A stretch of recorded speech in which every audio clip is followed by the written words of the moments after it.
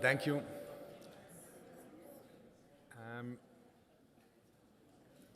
I want to show you the next patient, which after we had treated the first one, we thought that was very elegant as a treatment. And when she came in, I think it's a little bit too high and too loud. Yeah. We thought, well, this looks very similar. And we did not make a long discussion with Danny Buser. He said, let's do the same. It's again an ankylosed tooth after trauma. You will see the x-ray in a second. Still a lot of resorption. We cannot do forced eruption because it's ankylosed. You have this quite dramatically irregular soft tissue line, but it didn't strike me at that moment. She has a gummy smile, she's 25 years old, and I thought, well, it's just an ugly, grayish, too short crown and too large, and we will do exactly the same. Here is the x-ray showing advanced root resorption, which is very common for reimplanted traumatized incisors. And this is what cut off this temporary crown and removed as much of the tissue I could. And this is now the other type of temporary we use. And this is an Essex retainer. It is ugly, but it's the best when you place implants because you have no problem in protecting the site. But patients don't like it. We were just debating with some of the colleagues in the break.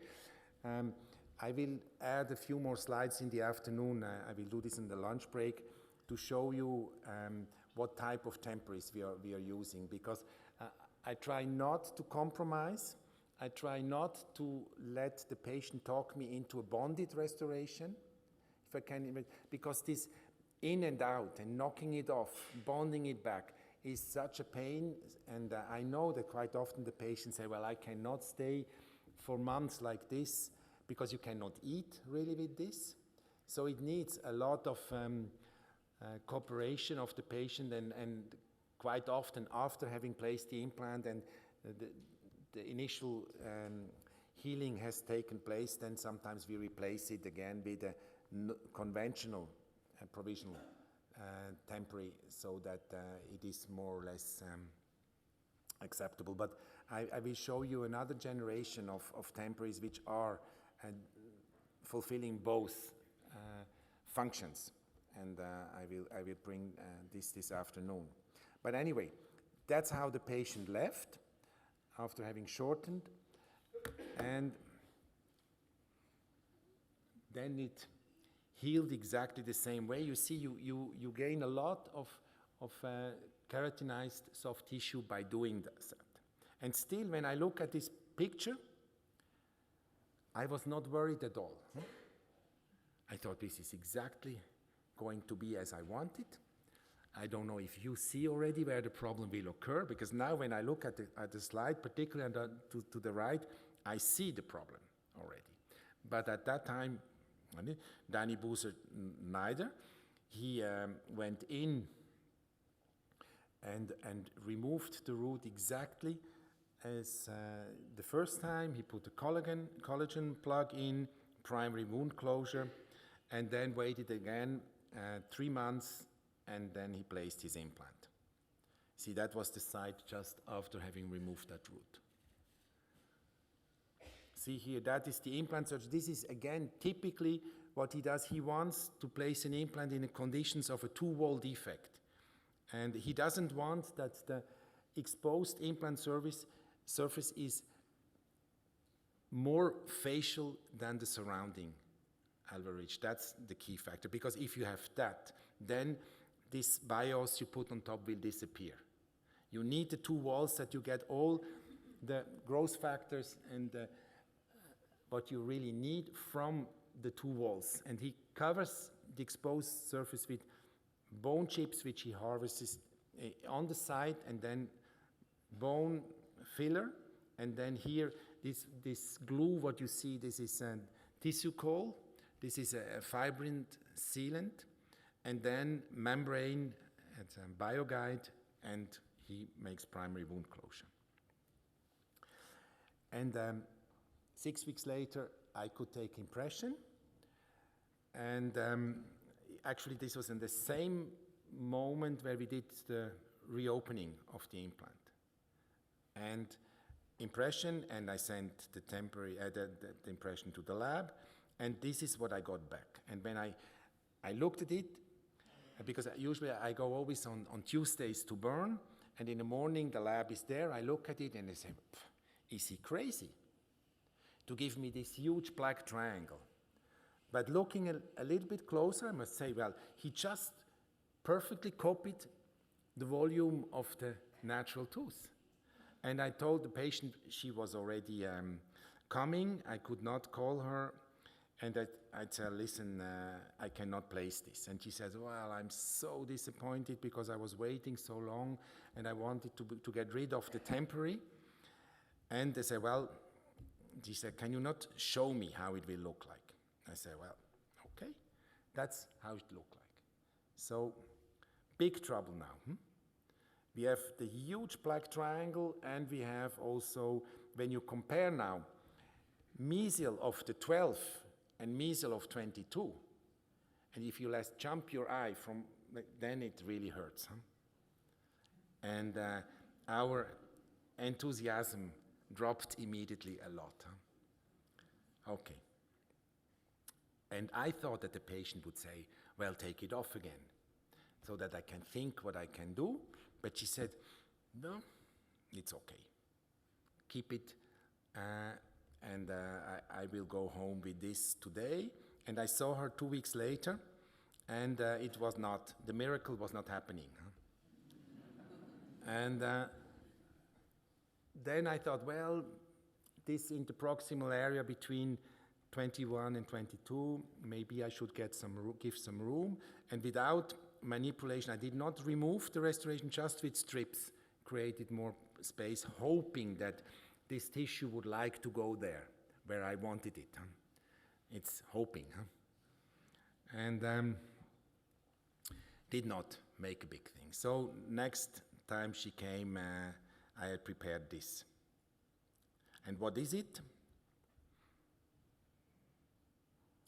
This is just the Geller technique, just feldspathic ceramics without touching the number 11, just asking a piece of feldspathic ceramics which I will bond there, and then here you see the bisque bake of the restoration on the implant.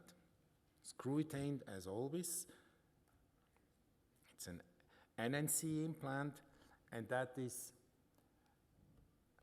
at the bisque drying. And after I have bonded this to the 11. Looks a little bit better. But it needs adjustment. Something is not right, and I still have this problem between 21 and 22. She was already very happy. She said, oh, that's okay.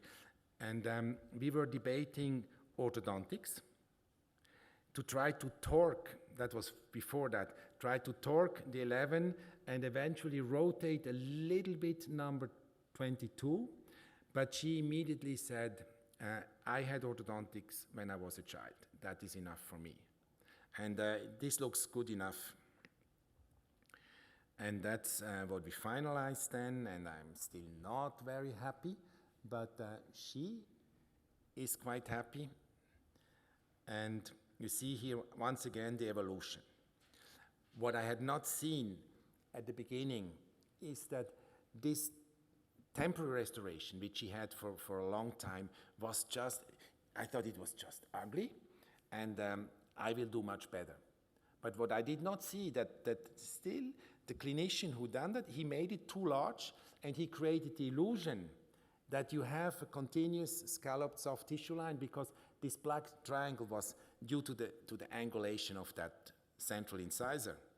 And anyway, even if I would have seen it at the beginning, ortho was no issue for the patient, and if you do ortho, you need to stabilize afterwards the two teeth. So it would be a wire or something, And I was not sure if this would have really provided us a perfect papilla mesial of the two centrals. And this is the final thing. So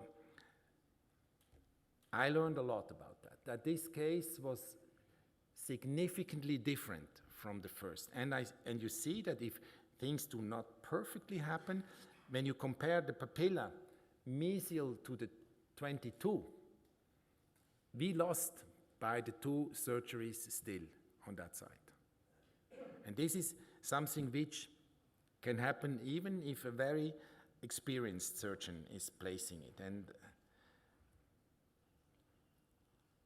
recently she came for the 1-year follow-up, and I took these pictures, and I must say, when I look now and different things, it's okay, huh?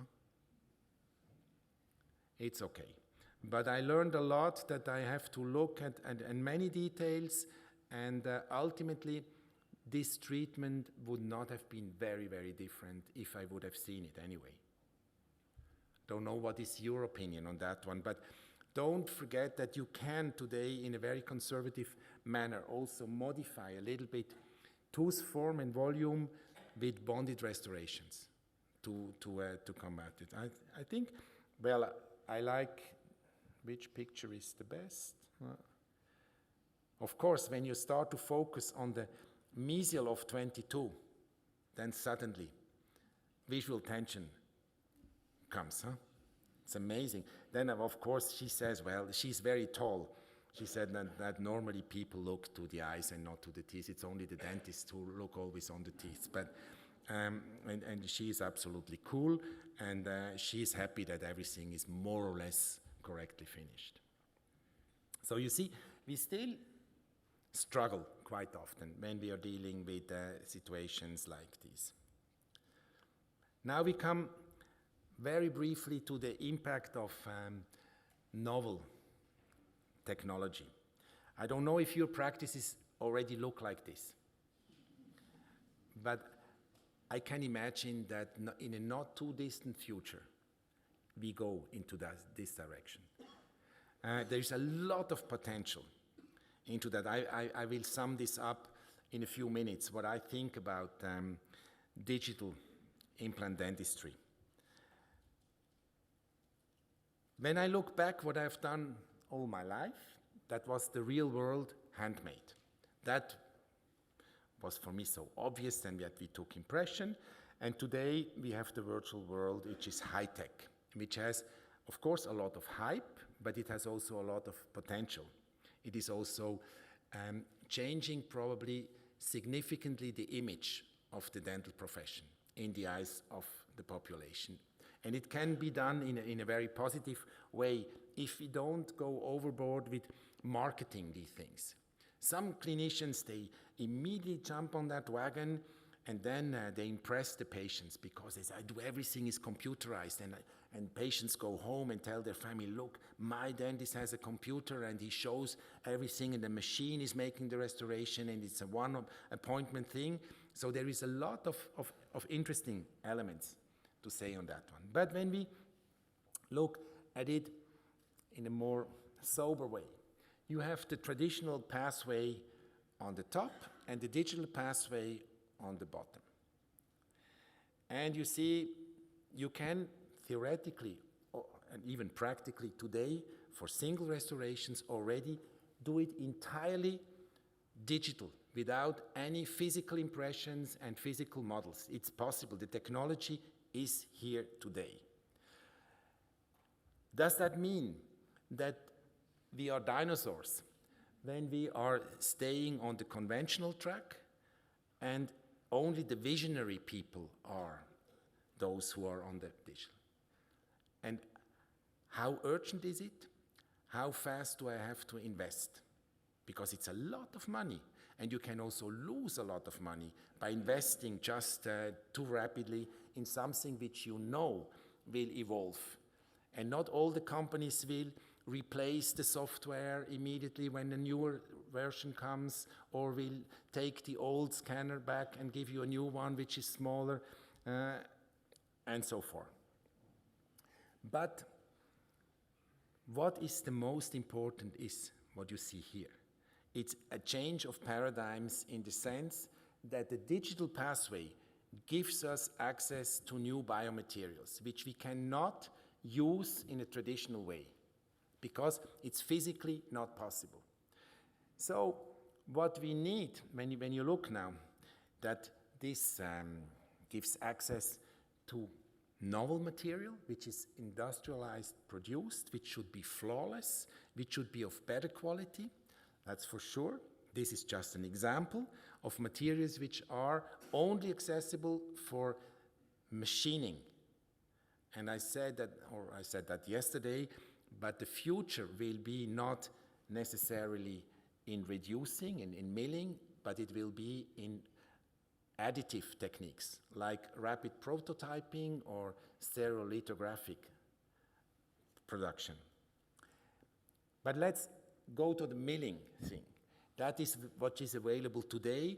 You can mill a framework of higher mechanical resistance. We can mill also, it's of course not a very realistic picture here. It's from the industry, which always wants to seduce us to use. It looks very nice. This is the veneering, and then you can bond them together with the fusion ceramics. So this exists already. What we know is the weak link is the veneering, and you should have a uniform support for that veneering material. But as it has to be conical to put the one on top of the other, you cannot have a real anatomic support. It is still an illusion. So we should be not over excited about that, because this is the limitation of that access. But it is the one which is available today, which you can do entirely without an impression, a physical one, and without a model. So the good news is that you have a lot of alternative pathways. You can stay on the conventional track, take the impression, cast the model, and then scan it and go down just for the virtual designing and milling, and then you go up again and finish it. So this needs virtually no investment. If you want to be a pioneer, then you already buy an intraoral scanner, and then you build up your learning curve. And you make also investment, but it's also a marketing tool. Maybe you get new patients just because they're impressed that you have this. So there is a lot of calculations which can be made. But for me, the most important is that at the moment where we need it, we want to be on that track. Just that the patient can benefit of the new evolution of material which really are an advantage of the digital thing. Are we already there that we can say, or what is the ultimate goal of digital dentistry? It only attracts me if it is more predictable, more precise, more biocompatible, more resistant, and rapidly and less expensive. And it's not the case yet for many things that we have not, but ultimately we will have these 7 parameters fulfilled. And this will, I don't want to make predictions, but I can imagine that this will go faster than we think, that we will have that. But for the time being, it's not faster, it's not more precise, and it's not cheaper so far. Okay. The digital workflow is very easy in implant dentistry. You just need a flag. You can be very deep in the tissues and you have the flag saying, I'm down here, I'm a noble implant of this and this dimension, and then the system knows it and will provide you with something which fits. On a tooth, it's a little bit different. The impression has to see everything because it's not prefabricated stuff. Same thing here, you see these scan bodies, they work already very nicely, and this helps in the field of implant dentistry to get very easily digital restorations. That's no doubt. So far, that is my first experience here. You see just a few pictures of that. You know, my generation, it's not the thumb, which is the best thing. Huh? It took me more than an hour to take an impression of these two arches. And you know, the system leads you from one tooth to the other and click and make, and if it's not good, you have to go back. So it was quite difficult. I see that my graduate students, they are much faster and they know how to do it. I struggled, and I must say, in the future, I definitely want to have the systems which are based on video, that you just fan across several times and suddenly you hear a beep which saying, now we got everything we need. But going from buccal to occlusal to lingual and then to the next tooth, and with a huge thing like this, then you start to hit the teeth of the patient because it's open. It's clumsy it's bulky. I must say, it will be this size or even smaller maybe in a few months or a few years. I know that. So with scanners, I would not get overexcited right now. Although every month almost a new company is producing a new one, and it's amazing the progress. When I see that most of the technicians still want to have models, this is generated by milling here, and look at these models. They are not looking exactly like the models we produce with Algident or with elastomeric impression materials. And then the manufacturers say, well, you know, our system is so intelligent, only the crucial aspects are very precise. And the ones which are not so important, because otherwise these models get very expensive and take a long time to produce. Because you want to have it within 48 hours, you want to have it shipped to you so that the technician can work on it. The other technique is stereolithography. So layer after layer is polymerizing and creating the models. And you see, I hope you can see the little layers. And you know these layers do not exist in the human mouse. It's just, if you want to make it very smooth, it takes double, triple, 4 times the time, and then who is going to pay for that? And everything is in plastic, and you have this articulator. Have you ever used those? Is it important? The question comes, is occlusion important? Because I was trained with articulators and meticulous and mounting of models, and we try to be very precise. And today, suddenly you get something in plastic which you can bend as ever you want, and you will find something like occlusion. So you must have a lot of knowledge of occlusion. And I see that the young generation of clinicians, particularly in our country, they think occlusion is not very important. It has been overemphasized in the past. I don't know what is your opinion. Here you see some famous people. And I see that nobody of you recognizes these famous people. That means also how transitioned glory is of that world. What you see here, this is Peter K. Thomas.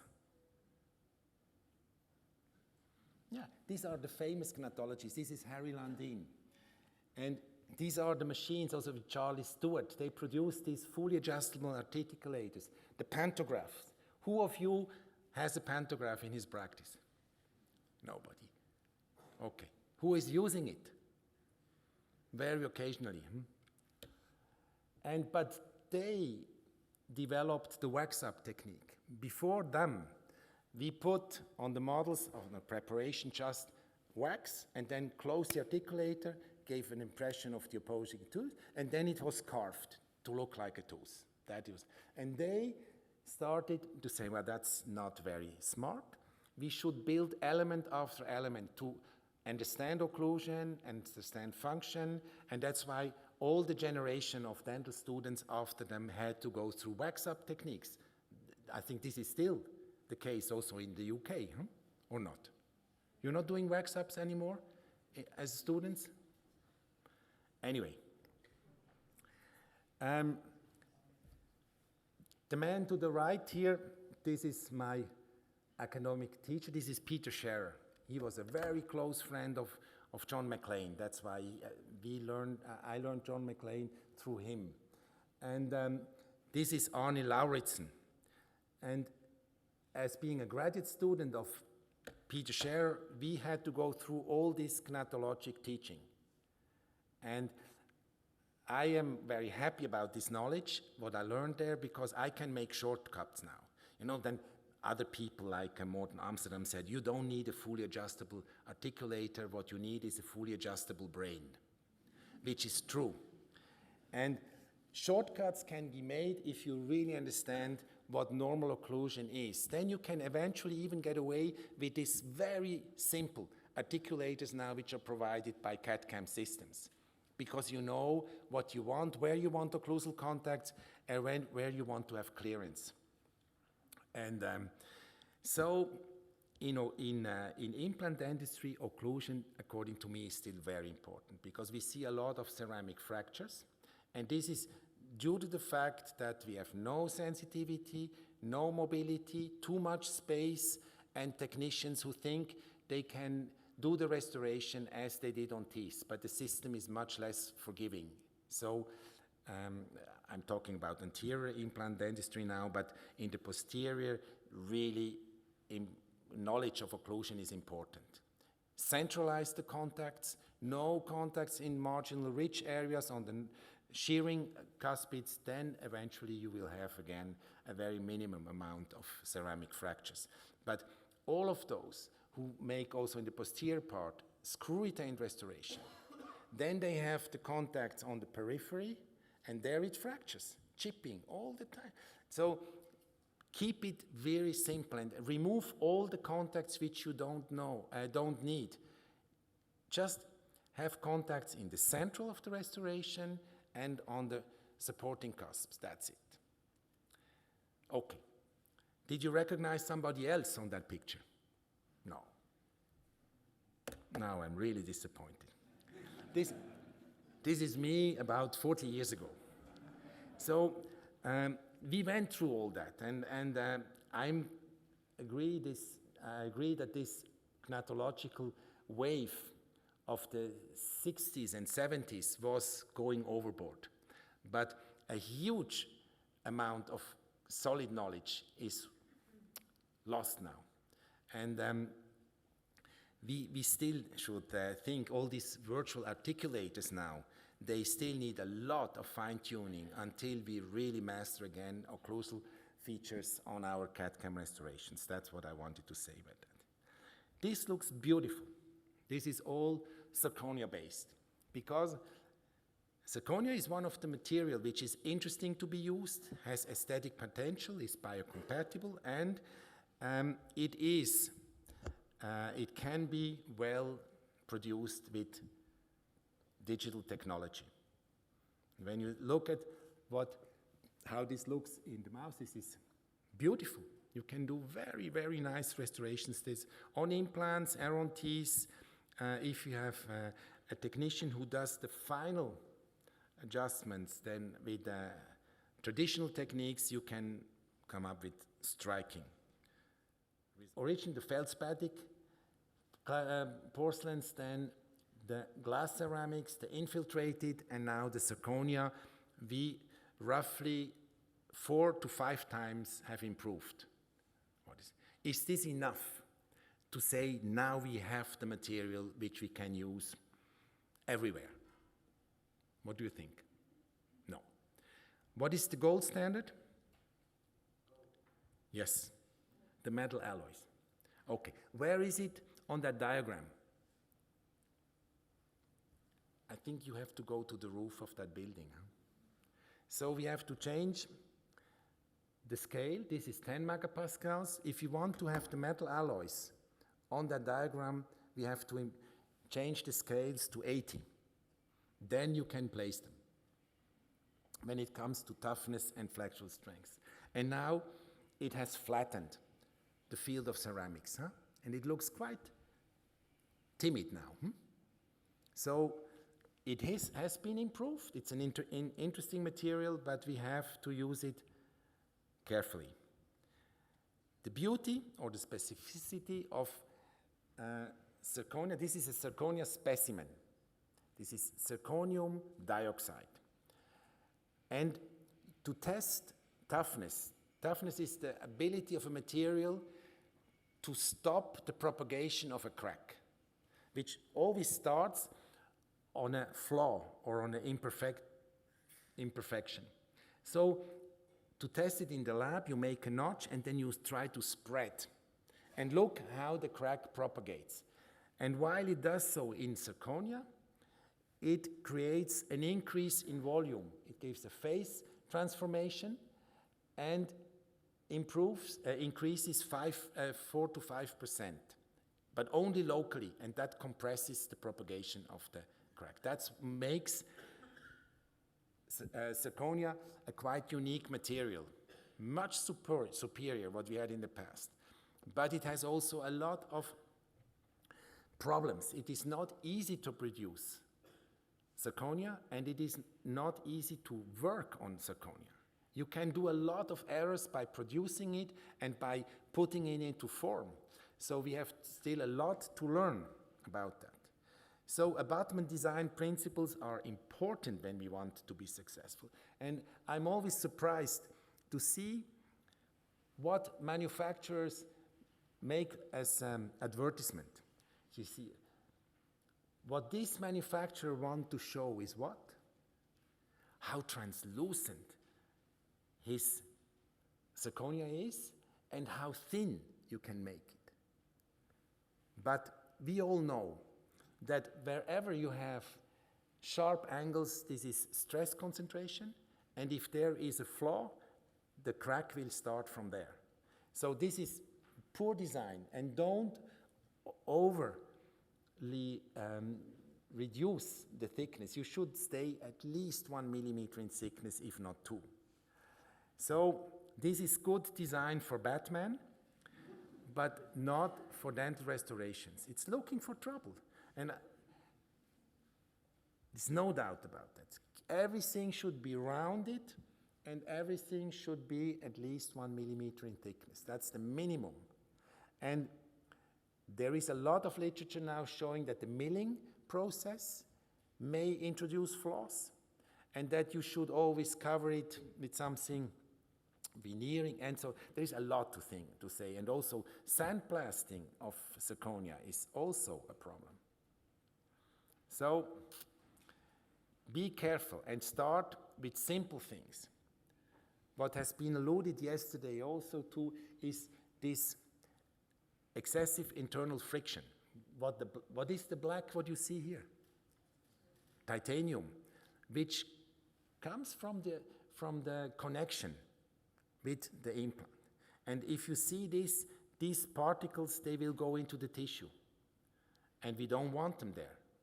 So industry still has to finalize and to optimize tolerances. You don't want that things move, but you don't want to have excessive internal friction. And that's why all these bonding bases have been come to the market, that you glue the restoration. Once you have finished it, it is glued with a composite or bonded to the structure, but the screws and the connection is still titanium. I will come back to this. Just to show you what is done in the real world. This is a clinician who sent this to our ceramic engineer. This is Professor Susan Scherer.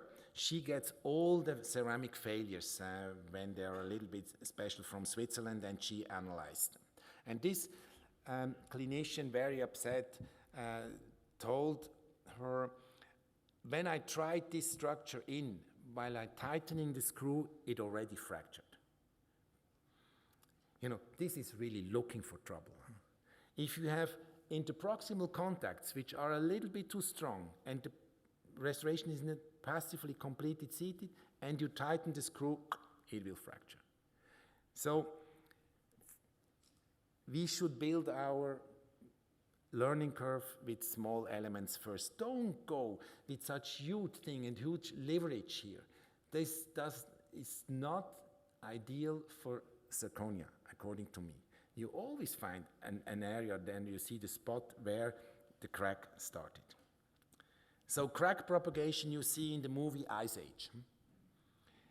Because ice is also a ceramic, and here he our friend puts this, not here, I don't know what is the English term, but anyway, now every chewing cycle makes the crack propagate until it comes to the surface. And then it gets dangerous, of course, for our friend. He has to decide now what is more important, his life or this nut. And then I think he decides to run away before he's gone. Okay. When the crack reaches the surface, this is on Christmas Eve, the patient calls you and say, "Doctor, your crown has just fractured." And to make sure who is responsible, the patient says, "I was not even eating something hard. It was very soft." And so that you're sure you have made the mistake. And then if you say, "Listen, it is a fatigue phenomenon. The last event is a minor one, but the crack was," then they say, "Well, he looks for excuses." So that's why it's important that we tell the patients who say, "I want to have metal-free dentistry." We have to a little bit talk to them also. What is the problems which eventually will, and we should not forget, because ceramics fracture exactly in this way. And so start with small. I, for the time being, use zirconia only for single restorations in the anterior part of the mouth. I want to wait until I have well-controlled studies reporting good results on posterior restorations. And these monolithic zirconia restorations, which now are quite popular, that they are not veneered, because in the posterior part of the mouth it's maybe not so important. They may be a solution, but I'm still wondering if really this is progress.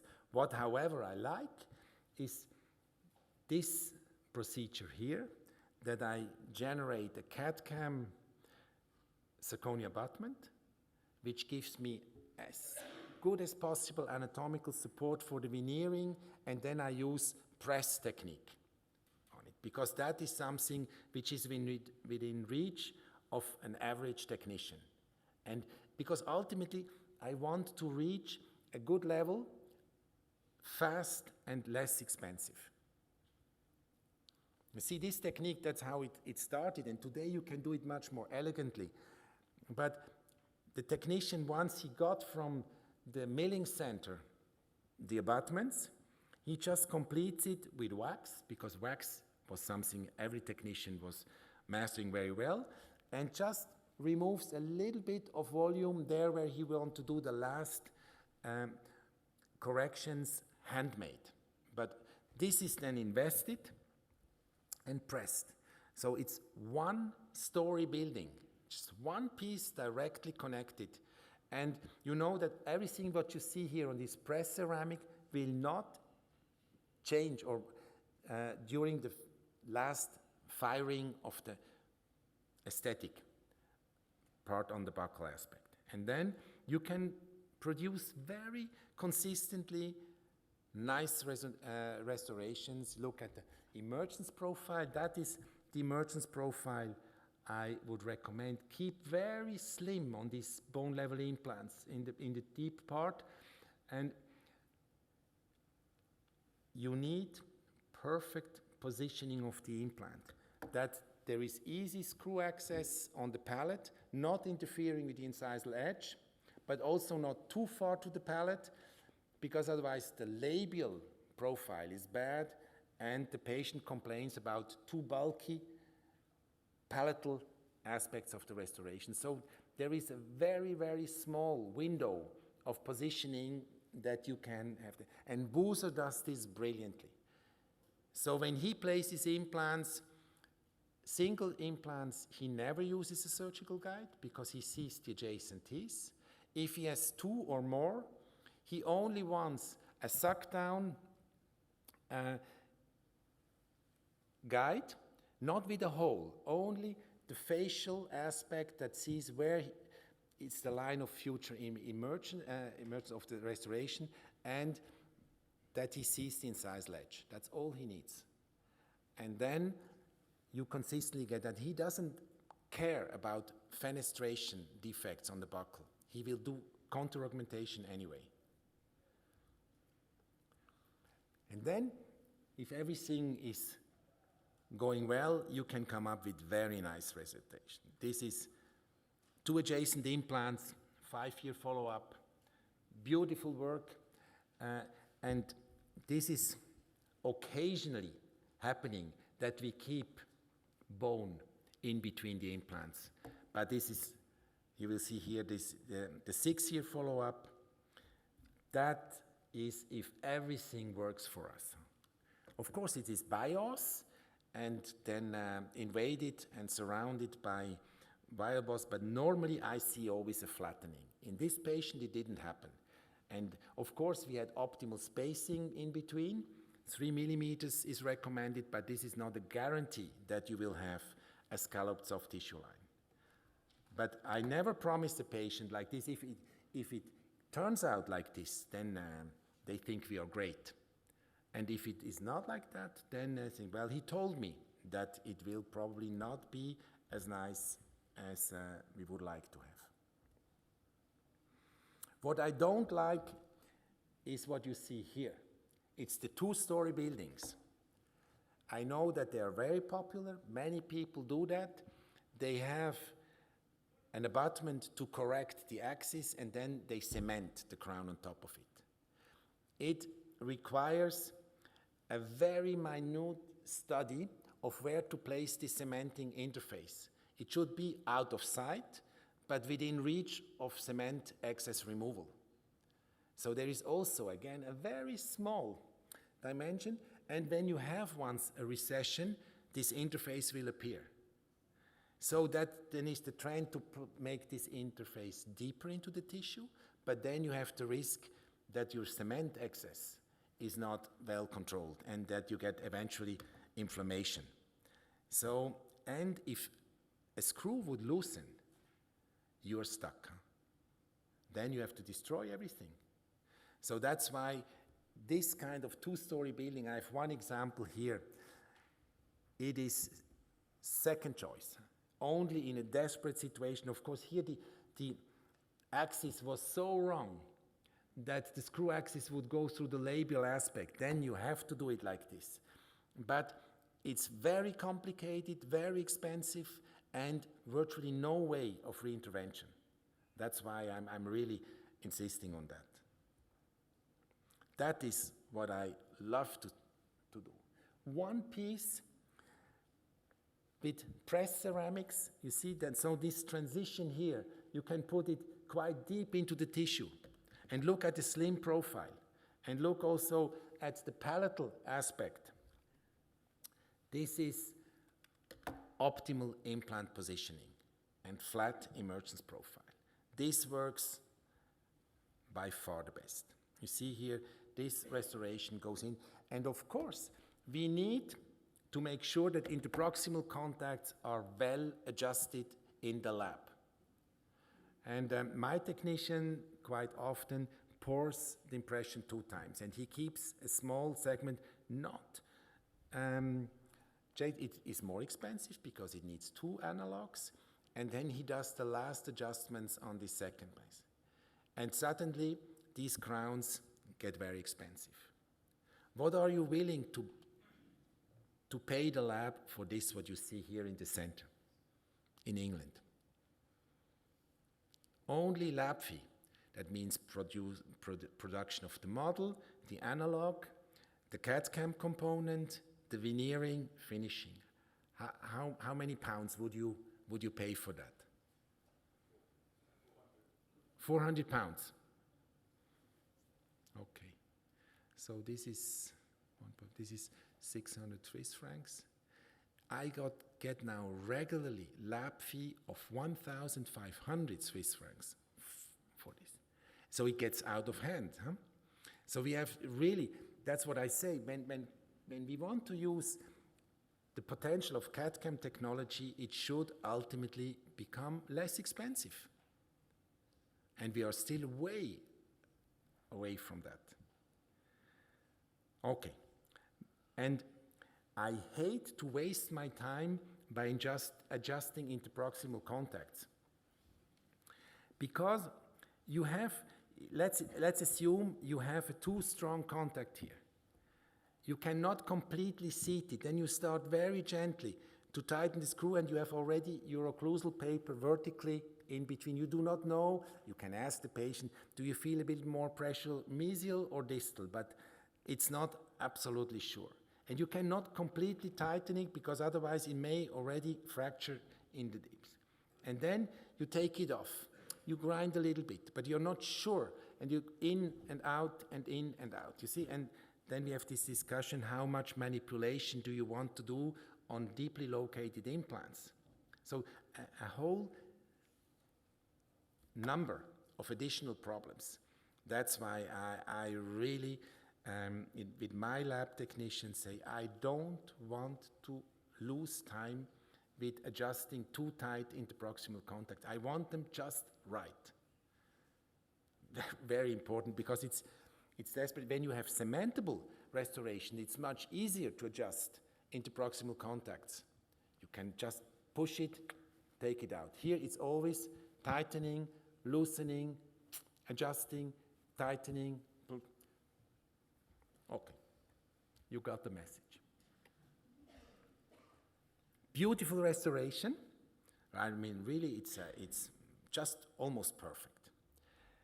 But you will immediately say, yes, oh, there is black holes, huh? What should we do?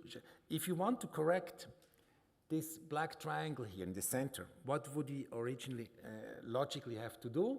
We should add a little bit ceramic here and a little bit composite there.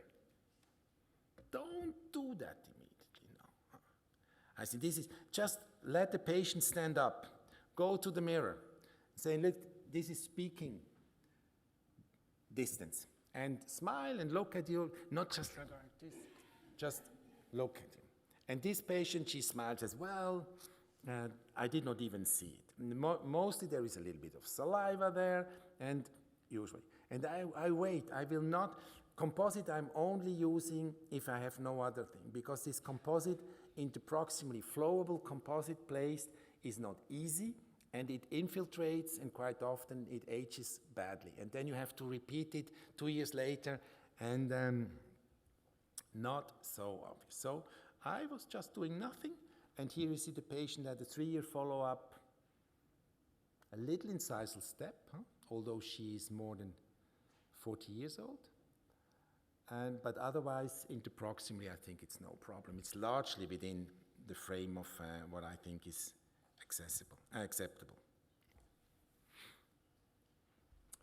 Next patient, still to show, because we have a lot, these are now all crowns directly screw retained on zirconia abutments which have been CAD/CAM generated. This patient had been referred to Professor Buser by a periodontist who had placed this implant and said, help. We can understand that she extracted the tooth and she had very nicely placed this implant. If you would have to make a criticism, what would you criticize on that X-ray? It's a little bit deep, huh? It's a little bit deep. And why does she need help? Because of that. Okay. This implant has, she said, I did use bios and so, but nothing is left. So that means the implant was too far to the buccal and too deep. Quite often, if you see, that's the risk of immediate implant placement, because the burr will follow the weakest resistance, and it goes buccal, and then you see, oh, I put it a little bit deeper, and then you really get into troubles. That's why this happens hardly ever. If you have open a flap, then you can better control the positioning. Okay. What is now the treatment you recommend? Keep the implant and use connective tissue grafting. There is periodontists in the room. No.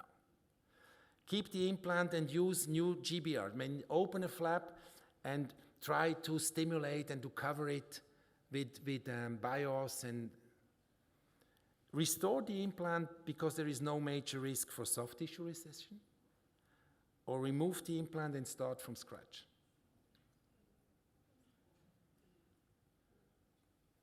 Difficult, because the recession has not occurred, huh?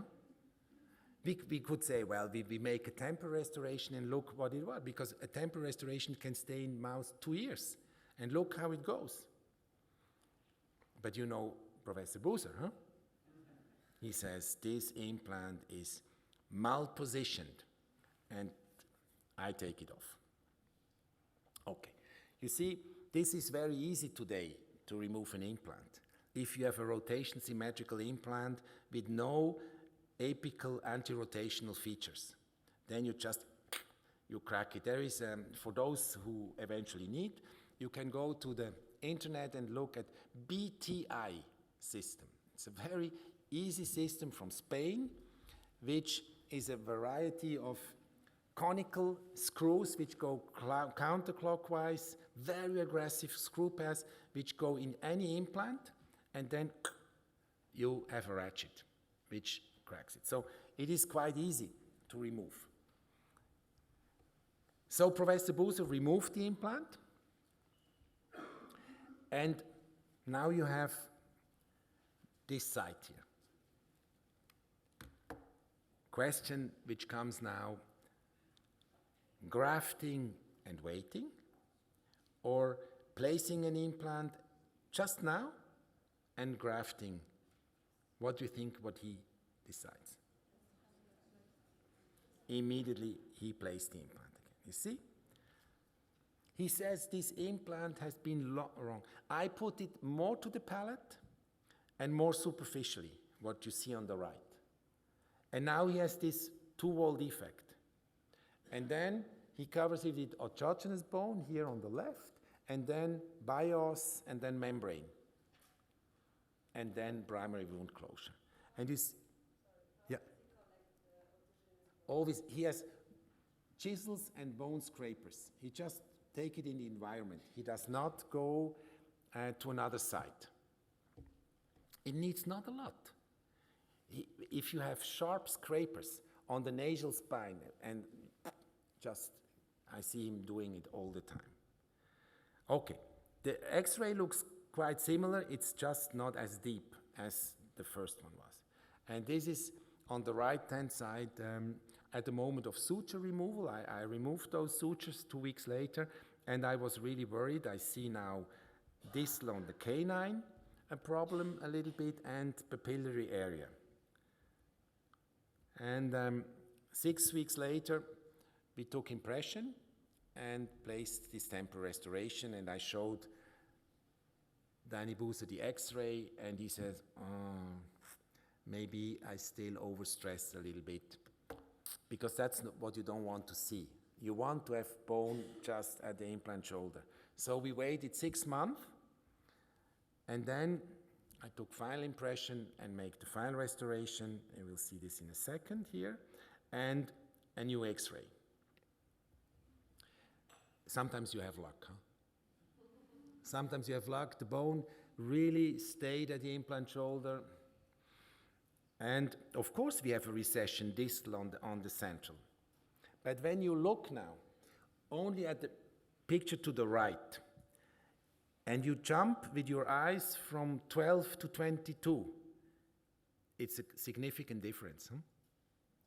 But if you look at the patient as you would see her on communication distance, it looks harmonious, at least to me.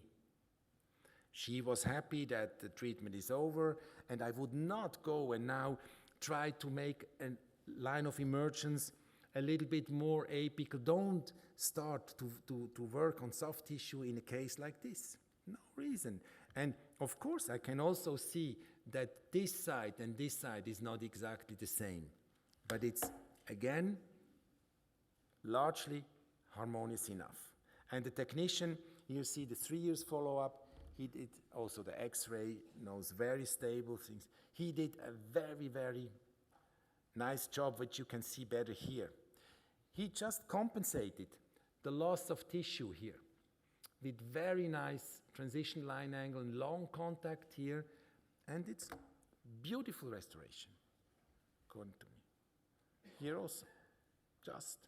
And this is again press ceramics directly on zirconia abutment, which is CAD/CAM generated. So this is something we have a lot of experience, and we started about 8 years ago now with that. Only single tooth directly screw retained.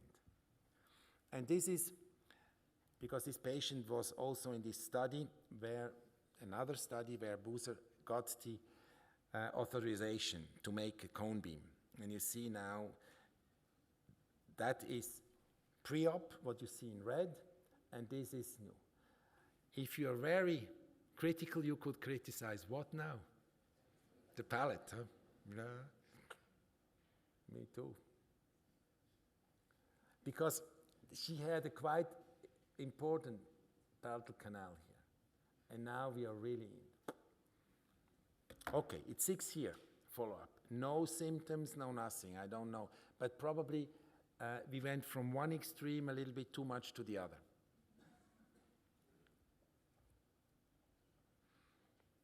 Okay. Similar case. Implant has been placed. We do the reopening, and I took an impression just at that moment, and the patient came back 1 week later for a masterclass in Geneva, in Bern. See, I took this impression, and you see her now at the moment where we want to place the temporary restoration. Just that one can understand a little bit also the complexity and the problems associated to deeply located bone level implants.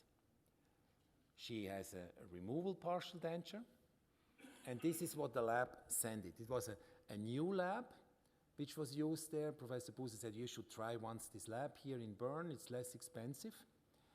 And that is what I always want, that I have a slot here that I can see if it's really completely seated. It looked okay.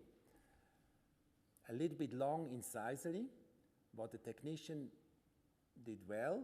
He made a removable, repositionable analog, but rich lab design here. And I had already the patient here, the audience here, and what shall we do now with that one?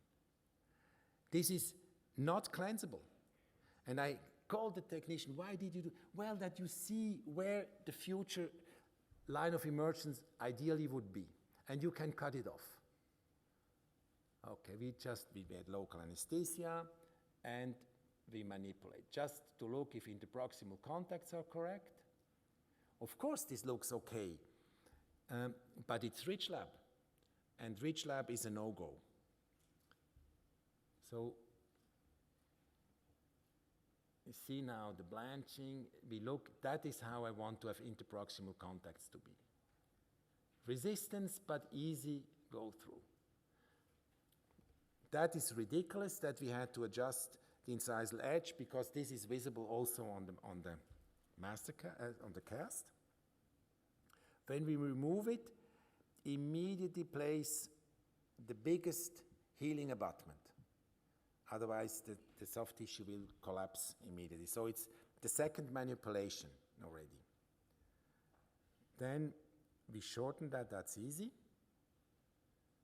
And I want to show you now the protocol we are using when we are modifying the cervical profile. I always use the same material. Use a chairside sandblasting device. This is the Rondoflex from Cavo, but there's microetcher, there are other devices, and just use coat-jet sand, just to sandblast or aerate the area where you want to add things. Then use a silane solution. Monobond is one of the most common. 2 layers, blast it, blow yes, and then again. Ideally, you should even heat it a little bit. Then Optibond FL has the best scientific documentation.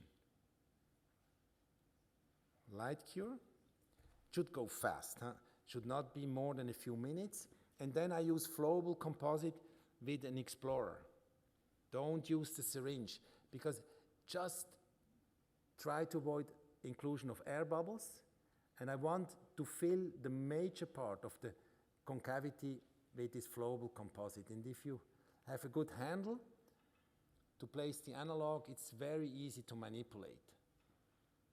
That's not enough yet, but we do the first polymerization. So this is by far the easiest protocol to add volume on temporaries.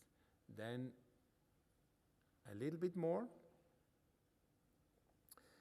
The first 2 millimeters, I always stay parallel, perfectly slim.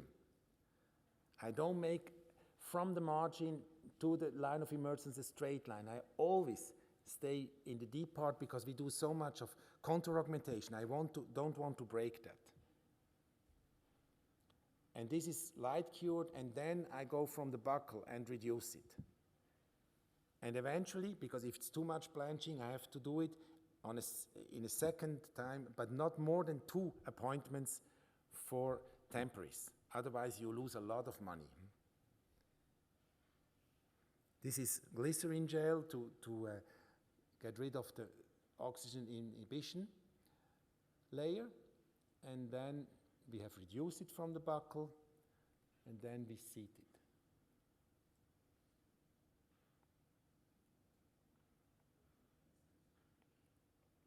I use chlorhexidine gel to instruct the patient that the next few weeks she should wear every second time she was used that.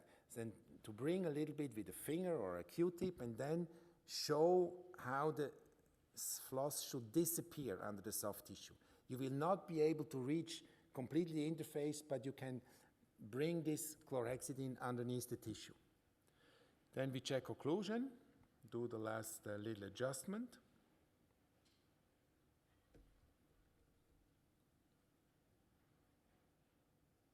And then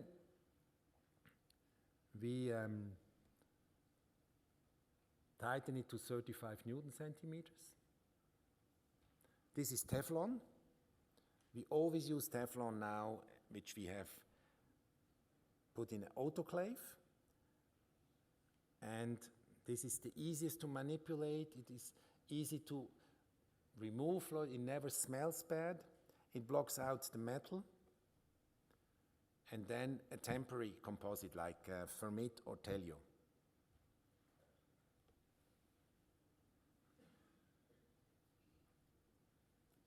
I almost exclusively use now the Telio.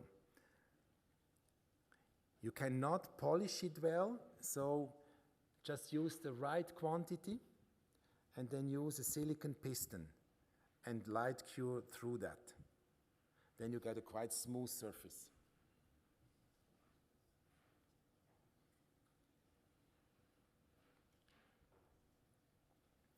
And then we check the patient's smile.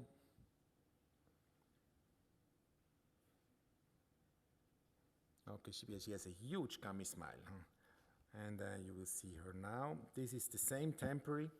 We keep them 6 months. Somebody asked me in the break, why so long? Do I need to have 6 months to have perfect tissue maturation. No. Probably 8 weeks would be easily enough. But it's a marketing argument. If they are very expensive, these temporaries. And if you keep them only a few weeks, the patient will ask, was it really necessary?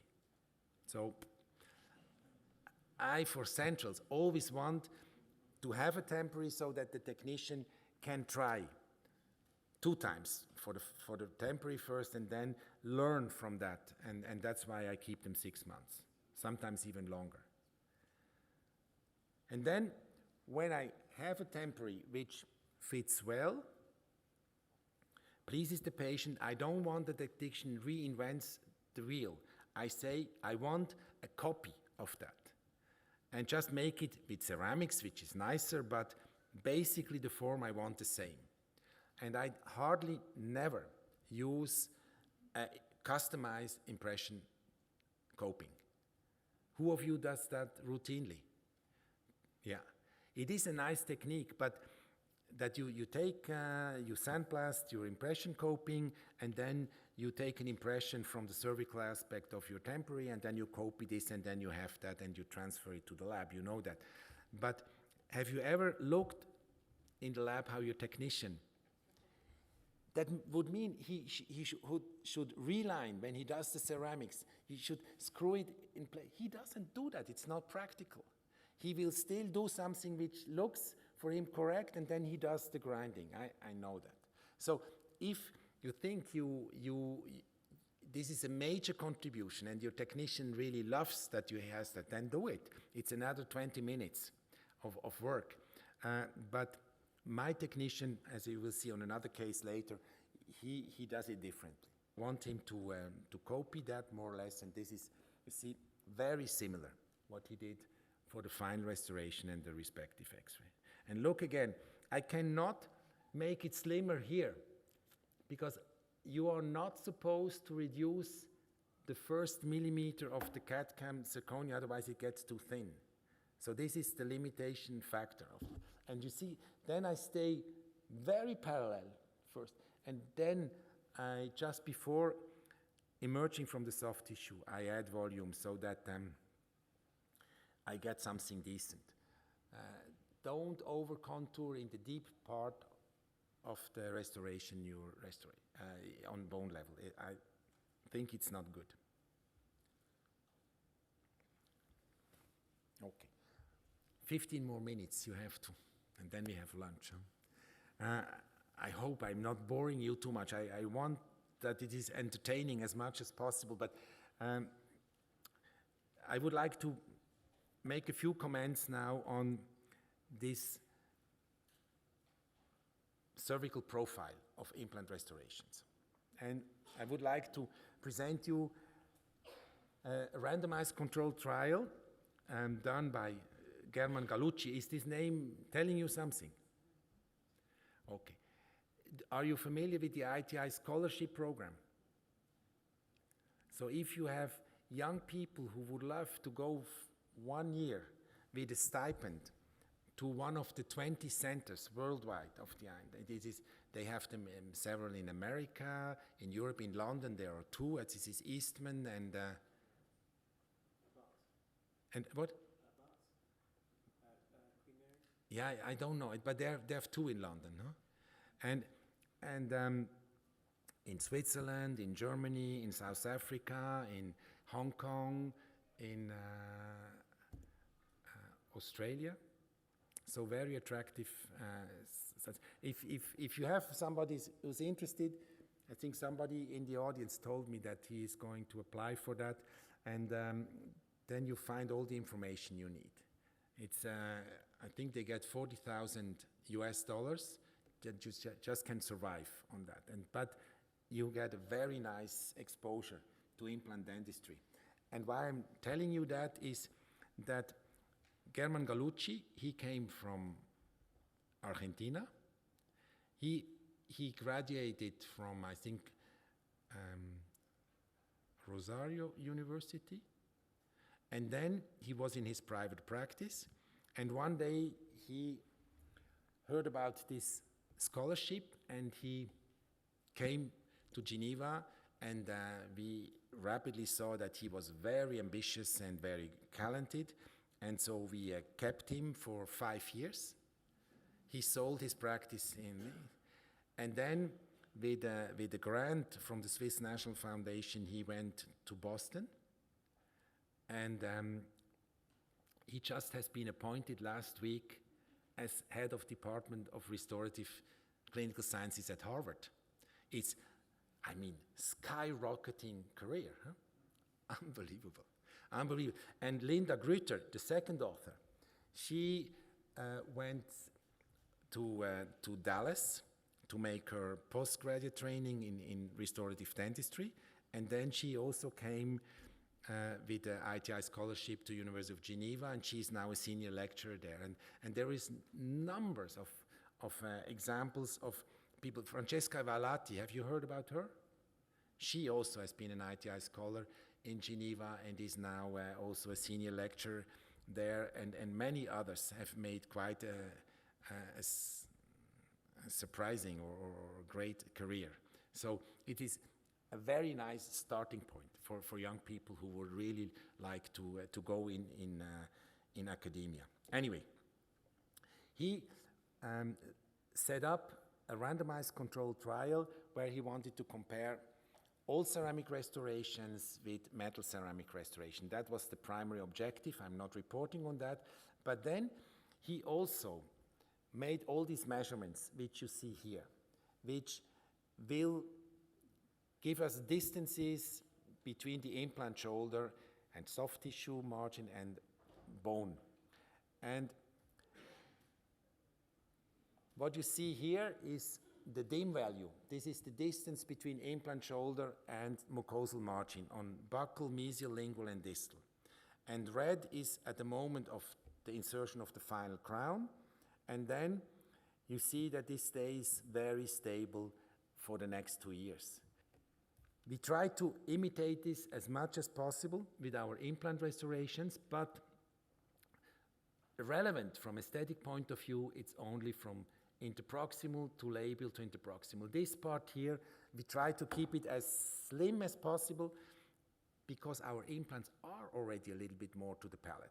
And we don't want that the patient says, oh, it's bulky, this disturbs me. So when it comes to aesthetics, it is more relevant to take the picture really from the facial aspect. And I told you I would like to have a triangular aspect of the line of emergence so that the distal, at the most apical line or point is a little bit distal of the long axis. When we look now at the first implant, yeah, it looks like that. The second also, the third not at all, the fourth yes, the next so la la, the next not at all, and the other ones, yeah, they look a little bit triangular. When we look it in violet, you can see it again. This is pictures taken immediately after having removed. So, you see, we still, I think, have a lot to learn. And if we want to be more consistent, then we should also have protocols, which goes, or it is not so important. I don't know.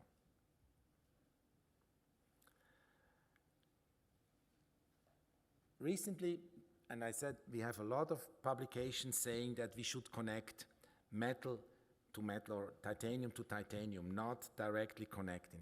I try to convince you that this is a very nice way to make restorations. But you need a little bit of experience so that but if you want to be on a safe side, then you should use a secondary metallic component like a variobase or anything else so that you have the connection. And this makes sense in diameter reduced implants. This is bone level implants 3.3. And you see, this is by far less than 1 millimeter in thickness. As long as it is a single tooth restoration, and here it's a diastema case, no interproximal contact, the risk of fracture is almost zero. But if you have this same structure with 2 interproximal contacts, that may be just too much. And so I understand that this bonding bases, titanium bonding bases have been developed. As you can see here, it is also the Sirona system now offers this for any of the major implant systems, that you can benefit from milled structures, and it will adapt to these components here. You have one for 3i, for Nobel, for Straumann, and so forth. So there is a clear trend for this kind of components now. Two words, because now different manufacturers offer components for different implant systems. Do you think we should always use perfect matching systems? I'm not wanting to be commercial, but I just know information from Straumann that they sell considerably more implants than components. What does that mean? I don't think that somebody buys an implant and doesn't use it. Huh? So that means that the restorations are done in non-original components, which are cheaper, otherwise would not be used. I don't know if the technicians inform the clinician or not. They should, theoretically, or if this is an agreement.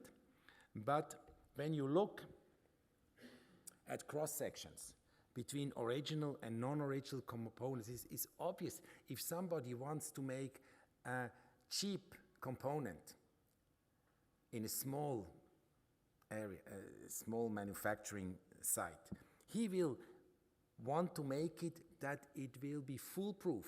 That means it goes in anyway. So he will start to reduce it, to make the tolerances a little bit bigger, because he doesn't want that this component is being sent back. And that's how copycats or non-original components are working, and they are used in some countries like South America or Italy or so. They're using a lot of those. Do you think it's dramatic? How big is the risk to happen? On the other hand, you can anticipate that we will have more complications with the components when we're using that. And now the question is the abutment a major financial issue when you think about what the patient is overall paying? And my attitude when Straumann got really concerned about that, I said, well, then make your original components less expensive. Then nobody will want to use another one. Make your money with the numbers of implants you sell, but the components should have a reasonable price. Then this market will disappear, but then they say, no, it's a little bit more complex than this, and you are not a marketing guy, you don't understand anything. But I don't think that the risk for patients, the heavy risk, is so big, but I never would use non-original components, because it is just a few % of the whole price, and I don't want to take stupidly risks to have later on component complications. That's all I want to say. So we should look into that, and I think we should also look that our labs declare really what kind of components they're using. But I know that, for instance, Sirona now, which offers, we say we have a component for Straumann, for 3i, for Astra, for Nobel, that we should look that the quality of these components is sufficient. What we should also know, and I'm quoting here this publication from Jörg Stroop's group in Freiburg, that for the time being we have no long-term data, and we should, on zirconia implant restorations, and we should particularly know that multi-unit zirconia restorations have zero long-term documentation, zero. So, because yesterday we were debating, should we make a full arch rehabilitation CAD/CAM zirconia on 4 or 6 implants? It's technically possible, the precision is there, but I would never do that. I still have to veneer it, And if I have a small thing to correct, I have a horseshoe in zirconia base, it's a nightmare to do adjustments. If I want to make it really easy and screw it in, then I have at least a cheap solution, which I can modify easily or correct. Don't go with full arch zirconia just because the precision is there. It's a brittle material and it's not made for that, in my understanding. I would wait, at least wait for studies confirming that yes, you can have very predictable results with that. Okay, I stop here because I said that we will have a few minutes for discussion if you still have any.